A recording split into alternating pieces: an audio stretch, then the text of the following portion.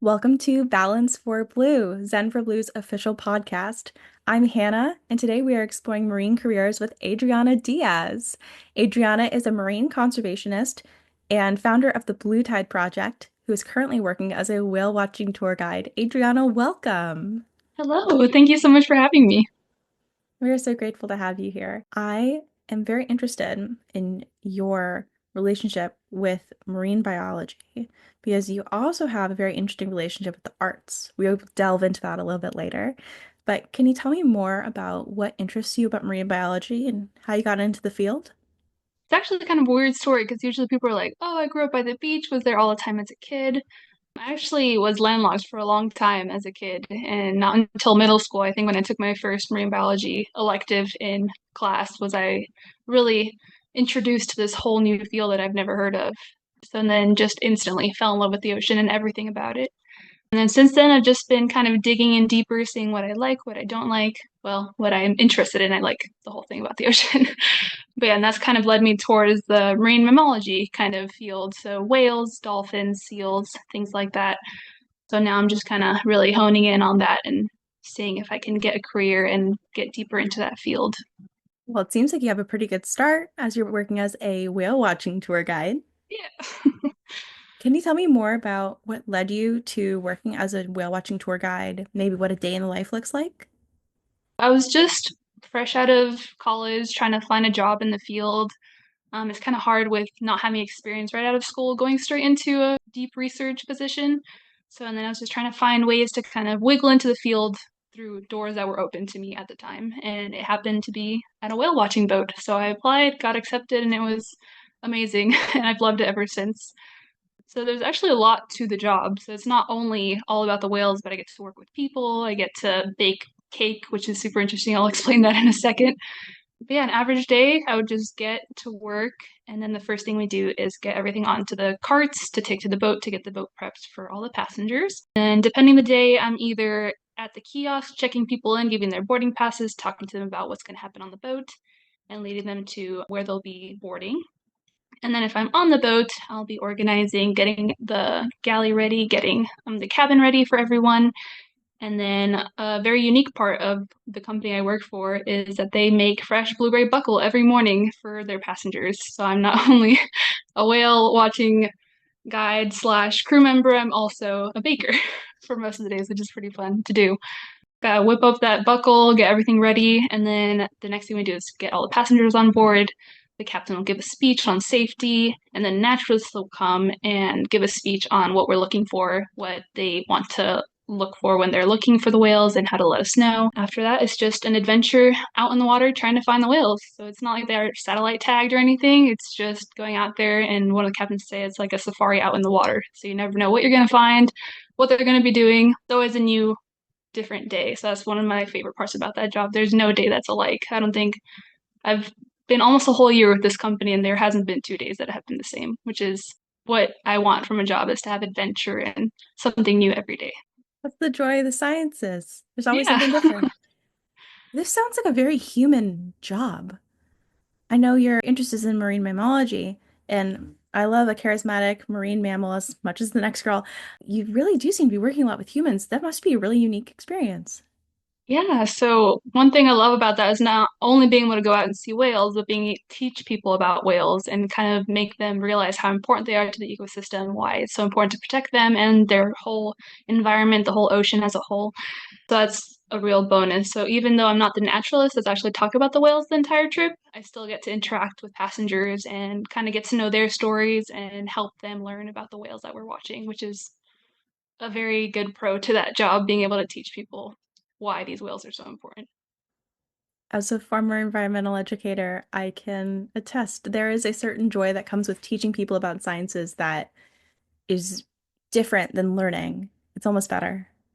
Yeah, yeah. That's so And getting interesting. to experience someone's face when they see a whale for the first time is just, I can't even explain what it looks like and their excitement for seeing a whale fluke for the first time or just seeing the blow out in the distance. It's just magical. What was it like the first time you saw the whale blow or a whale tail? Oh my gosh, that was beyond exciting. Like, even though I've loved whales for so long, I really haven't gone on any whale watching boats before then, besides maybe one in college. So going out and seeing my first orca, especially because I'd never seen a killer whale in the wild, and just seeing the big black fin cut through the water, like even 2 miles away, it was just as amazing as seeing it 200 yards from the boat. That was automatic dream come true, like checking off the bucket list, like a thousand things off that list. As soon as I saw the first whale and talked to the first passengers, I was like, yeah, I'm hooked. This is going to be the place where I belong for a little bit. Are Yeah. there any parts about being a whale watching tour guide that you find kind of difficult? One thing I would say is probably a little difficult sometimes is when people go on with the expectation that they want to see like orcas, even though that's not the only thing we see out there. So that's probably the hardest thing is when people want to come and be like, "Oh, are we going to see orcas today?" I'm like, I don't know. There's maybe here in front of the harbor where we are. They might be up in Canada. So it's really hard to tell. Orcas can travel 100 miles in a single day, so they can be in front of the harbor yesterday and then they'll be somewhere else, and we won't find them that day. So I think that's the hardest thing is letting people know that even though we might not see orcas, just being out on the water, getting to see these whales, any kind of the four species that we have there is a treat. So just kind of not lowering people's expectations, but keeping them open-minded to just enjoying whatever we get to see on that trip. I like that approach, taking people's expectations and teaching them, hey, we can change this, we can enjoy whatever comes of it. Maybe it's a beautiful boat ride, maybe it's a beautiful boat ride, and you get to see a whale. Yeah, exactly. Either way, you're going to learn about whales. You mentioned there's a naturalist on the boat. Yeah, so there's the crew members that are in charge of kind of getting the boat ready and serving the passengers while they're on the tour. The naturalist does that as well, but their main objective is to be actively teaching people about the species when we're on site with them, also teaching them what to look for and what to expect from the different whales that we'll be watching. So they're just kind of like the info teachers that are on the boat, making it more of like a floating classroom. I love that term. Floating classroom. Yeah, Yes. Oh my goodness. Okay. I want to be a whale tour guide now. I do. that's Um, really cool. I highly suggest it. what would you tell someone who wants to be a whale watching tour guide? Any tips, any tricks, any things that maybe to watch out for? Yeah, kind of like what I said before and what you said, it's very people heavy. So it's not just all about the whales. You also have to keep in mind that there's people there that either paid or are there on vacation with family or have never seen a whale before that are wanting that experience to be I don't know, a bucket list item or a dream experience that they have. So it's kind of very important to not only teach the people, but also, I don't know, make the experience special for them because it's not every day that people get to go out on boats like we do. Like I'm fortunate enough to get to do this almost every day in the summer, but someone who's traveling from India or Colorado or Texas, there's all these people that come all from all over the United States and all over the world to come see these whales. And it's just so important, at least to me, to make it special for them because they might not ever do that again. And it's our one moment to inspire them about these whales and make them want to protect them. So definitely get ready for a lot of people. So if you don't like people, it might not be the job for you. People heavy. There's also always going to be difficult people to deal with. You just have to make sure to keep your calm, make sure that you're making them feel heard, and but also protecting yourself, not making your putting yourself in a position that's dangerous for you or anyone else. It's one of those things where if you love the whales, all the other stuff that can be hard from the job kind of just slips away. It becomes kind of background noise because it's just all worth it for what you're doing and how you're talking to people and just the experience you're giving people and yourself every day. It's incomparable to anything else I've done so far. That sounds incredibly invaluable. And what an Yeah. experience. I mentioned at the beginning that you have a very interesting relationship with marine science because it overlaps with your relationship with the arts. Can you tell me a little bit more about your relationship with art and what that looks like for you now? So like I said, the ocean hasn't always been a part of my life, but art has. I've been drawing and doing art since I don't even know how long since I could walk. I could probably already hold a pencil and draw something. Kind of incorporating the art that has been such an important part of my life into the ocean, which is now kind of this newer part of my life, and being able to teach people about the ocean, not just through pictures and vocalizing information, but also being able to combine art and the sciences to kind of make it more visually pleasing to people. I feel like if you see a picture, it's a little easier to grasp a concept than just a bunch of words. So I'm trying to kind of put those two together and help the art as well as the science with the art. A mixture of different things and a balance of both to kind of get my message across to the people I'm sharing my information to. How do you plan on getting the message out? For listeners who don't know, Adriana founded the Blue Tide Project, which is the name of her social media that promotes marine education through art. It is super cool. I would recommend checking it out. Can you drop your at? Yeah, so it's at Blue Tide underscore project on Instagram. So that would be what you look up. Very cool stickers on there. But Thank how you. do you try to reach your audience? What's it like to run a marine conservation social media page? Yeah, so it's been definitely a journey. I'm still way in the beginning of that journey now, just trying to learn how to navigate the social media and online world because it's a pretty vast world to be involved in. But just kind of really trying to reach out to organizations that already have social media presence and kind of collaborations with them to help reach their social media audience, since I know that if they follow them, they're probably already wanting to learn more about the ocean and kind of interested in those kinds of topics. So that's a pretty big thing I've been doing right now is collaborating with different organizations. Also with the stickers I sell, 15% goes to a different ocean conservation organization every month. So I get to connect to them that way, be like, hey, this month all these stickers are gonna contribute to a donation for your project. And I've been able to talk to different people that way, which has been pretty cool. So I'm trying to not only teach and do art, but also kind of give back a little bit. And hopefully I'll give back more and more as I keep growing in the future. Yeah, I mean that 50% is 50% of, however much. So Yeah. yeah, people, if you're supporting Adriana, you're supporting the oceans. There you go. I'm a little biased, but I love your illustration for the cover of the January edition of Zen for Blues News Splash. Can you talk a little bit about your illustrative process and maybe why you chose to illustrate what you did for the Zen for Blue Newsflash January edition? First of all, it was an absolute honor to be chosen to illustrate that cover. I actually connected with the CEO of Zen for Blue a while back, Beverly, and she's kind of just been an amazing contact to be talking to, and we've collaborated a bunch on different things. So she was the one that kind of reached out and offered me to illustrate this cover for the magazine. And yeah, we just had a meeting, brainstormed, and I think the theme of the magazine was like rebirth, things like that, new things. So we were kind Starting of anew, brainstorming, yes. starting anew. Exactly, that's the correct words for it. We just kind of brainstormed on that. I know she wanted to add or incorporate the lotus flower, which is not only on the logo, but also kind of a symbol for regrowth and for starting anew. And then kind of incorporating the ocean part of it. So we wanted to put the roots of the lotus flower kind of going down and then being surrounded by the ocean life, like it's feeding the flower in some way, and they're kind of connected in a way that benefits both of them, if that makes sense. From there, that kind of idea became the foundation for the cover.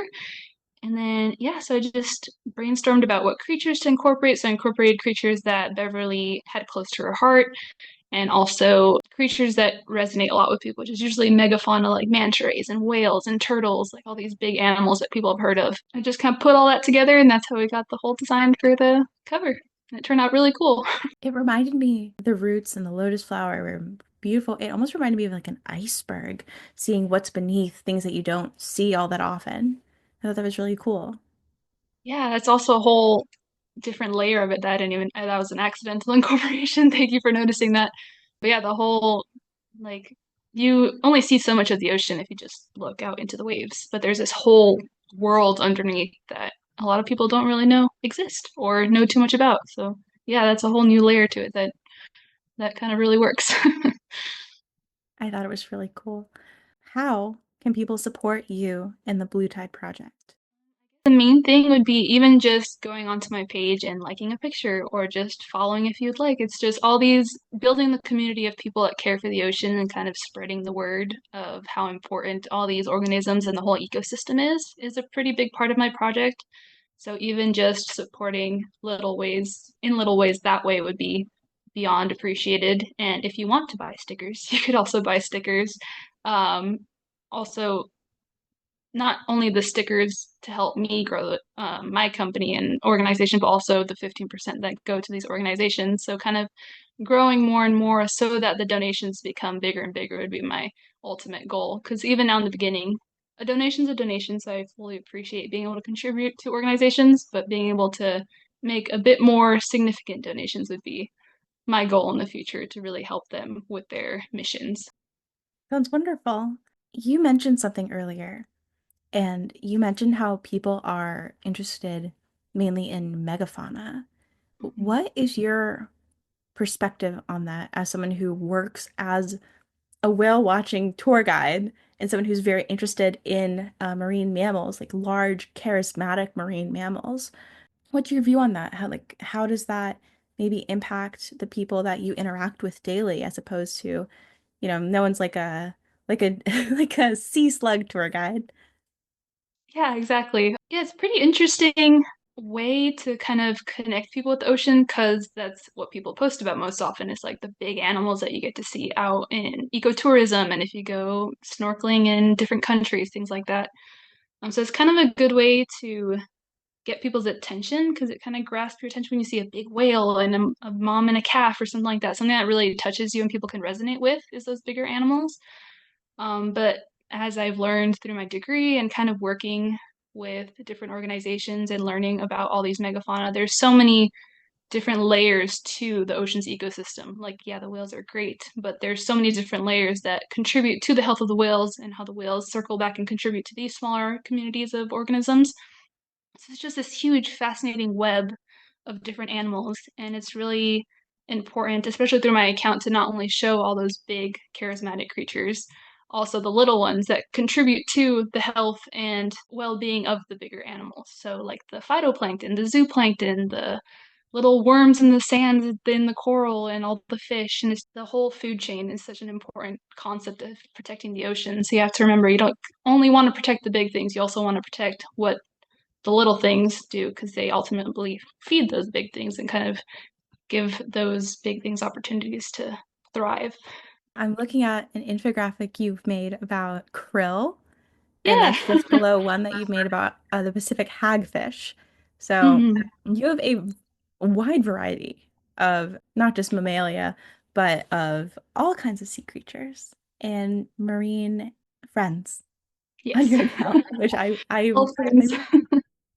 all friends. Yeah, so even Well, the squishy, slimy things are friends too. Even though they're not as cute, they're still very important. So I like to shine a little light on them as well. absolutely. Yeah, it takes a community to make an ocean thrive, and Yes. you are doing a, if I may say, a fantastic job at promoting marine conservation. Oh, And it's so thank you. important. I mean, that's our mission here at Zen for Blue. I'm really happy you share that mission. Yeah, Yeah, it's really cool to be working with like-minded organizations like yours. It's I don't know, makes me so happy. I can't stop smiling because it just makes me so happy to be a part of those bigger pictures and missions. yeah. I mean, it's making marine careers more accessible so people are able to work in the field in all different aspects. And marine conservation is one of them. If you want to hear more from Adriana, you can read her written interview in the Zen 4 Blue, that Zen number 4 Blue January edition of our news splash. You can also find her at bluetide_project on Instagram and keep an eye out for more collaborations between her and Zen for Blue. Adriana, thank you so much for coming on the podcast today. We really appreciate it. Yeah, thank you so much for having me again. It's been really fun.